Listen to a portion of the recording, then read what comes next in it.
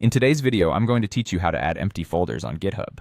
Navigating GitHub, especially when you're new, can sometimes feel a bit overwhelming, but don't worry, I'm here to guide you through it seamlessly. By the end of this tutorial, you'll know exactly how to incorporate empty folders into your GitHub repositories, a skill that sits at the crossroads of organizational prowess and efficient project management. Let's dive in. First things first, you'll want to open your repository on GitHub. This means logging into GitHub and navigating to the specific project repository where you want to add your empty folder. Having your repository at your fingertips ensures you can follow along step by step with what we'll be doing. Now, once you're in your repository, the next step is to create a new file. You're going to move your cursor over to the right and click on the option that says Add File.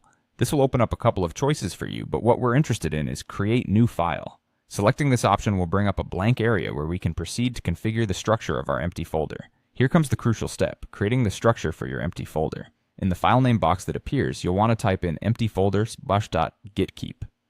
What's happening here is quite interesting. By including a /, we're effectively telling GitHub to create a new directory named empty folder.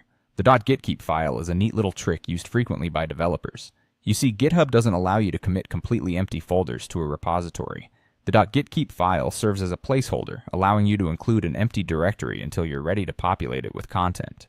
After setting up your file and folder structure, the final step is to commit these changes to your repository. You'll find a button at the bottom labeled Commit New File, which is what you'll click on next.